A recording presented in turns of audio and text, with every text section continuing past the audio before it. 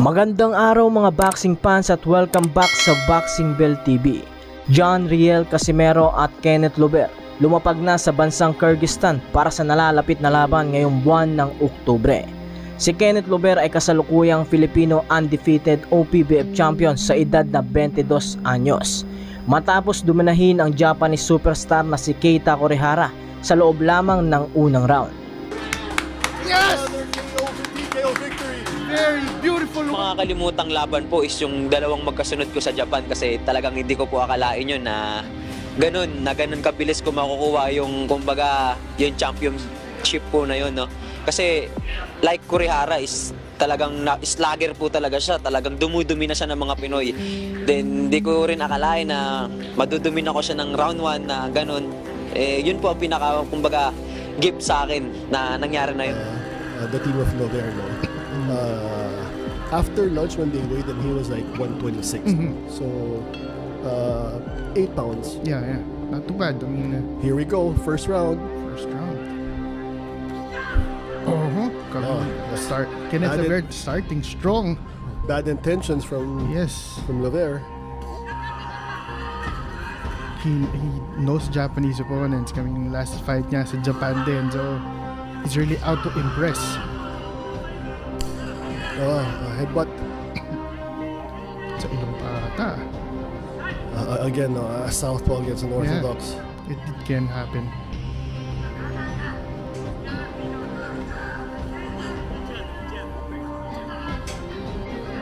Again, referee warning them about the headbutts, clash of heads.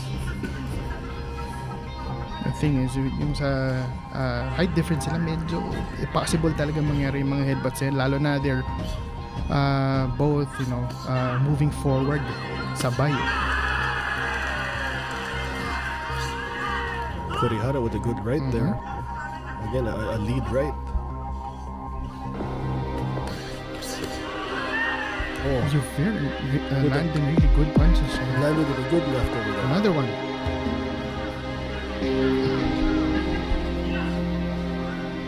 Very careful siyang bumato eh.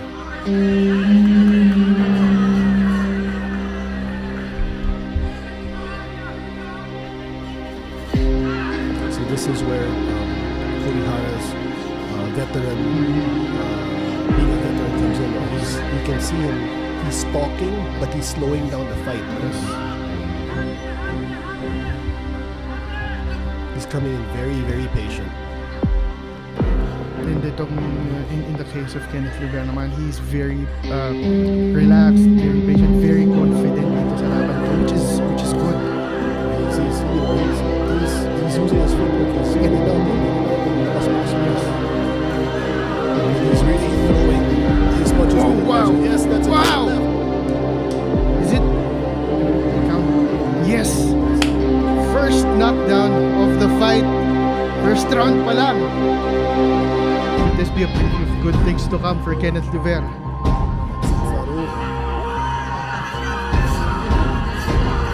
Hindi na tumitigil si Kenneth Lover.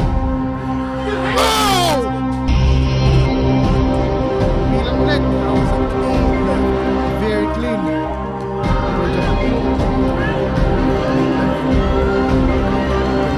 Maraming mga tao.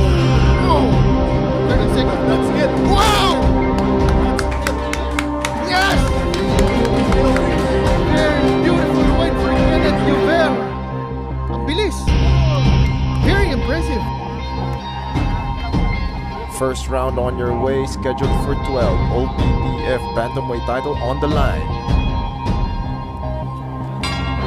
Round number 1. That is a jab in a straight from Lover. Good setup with the hook. Papasok. And down goes Tulio, ang kalabang Hapon. And that is it. What a fight. Nagawa na din itong duminahin ng former 2 Division World Champion na si Luis Concepcion sa loob ng 8 round. Concepcion has this habit of whirling around. That's right, especially after he gets stabbed. He catches his opponents off guard. Corner of Lover asking him to bore in. crowd sensing something special. Concepcion is staggering around the ring, taking a lot of punishment now. Trying to use the ropes as protection. And the referee's almost close to stopping this fight. And they And stop it's it. done. They stop It's the done. fight. And Luis Concepcion has been stopped here in the 8th round. What a rousing. Nagpakawala ng malalakas na kombinasyon ng lover boy na si Luber, dahilan para masungkit nito ang pang-15 niyang panalo. To use the ropes as protection. And the referee's almost close to stopping this fight. And they And stop it's it. done. They stop It's the done. fight. Kasalukuyang may kartada ito na 15 wins, 10 naman dito ay tinapos niya sa knockout. Preparado na ang kampo ni Luber sa kanyang nalalapit na laban. Puspusang walang tigil na pag-iensayo ang ginagawa ni Luber dahil ang kanyang makakalaban ay isang veteran boxer. Sa kabilang banda naman mga bossing, Casimero inulan ng suporta ng mga Japanese fans at ilang mga Hapon pa nga ay natulala sa sparring nito. 2 araw na nga lang ang ating iniintay at ipinasilip na ng ating former 3 division champion ang bato-bato netong katawan. Kitang-kita na prosigido ito na wala nang magiging problema sa kanyang timbang na 128 pounds para sa darating na laban ngayong linggo. Subalit ang kanyang makakasagupang si Kameda ay todo pa rin ang pantatrash talk kay Casimero na mahihirapan nga ika nga sa pagkuha nito ng timbang at aasahang ito ay mag-overweight sa kanilang laban. Napakagandang laban nga ang magaganap dahil isa si Konosuke Kameda na kasalukuyang makakalaban ni Casimero na ubod ng angas. Kung ating matatandaan, isa nga daw mataba at matanda na itong si Casimero. Bukod pa dyan ay sinabi ni Kameda na mabagal pa nga itong sumuntok. Humingi na nga rin ng tawad si Casimero sa dati niyang promoter na si Masayuki Ito na mag-overweight ito kontra kay Saul Sanchez. At nangakong mas lalo pang pagbubutihin at hindi nasasayangin pa ang oportunidad na ibinigay ngayon ng kanyang bagong promoter na si Koki Kameda. Kaya naman mga bossing, ilang tulog na lang ay masasaksihan na natin na patulugin ng ating pambato ang kanilang mga kalaban. Kung isa ka sa mga nagkagusto sa ating tampok ngayon, ay malaya kang kalembangin ng kampana upang makasama kita sa panonood ng mga laban ng ating mga Pinoy boxer.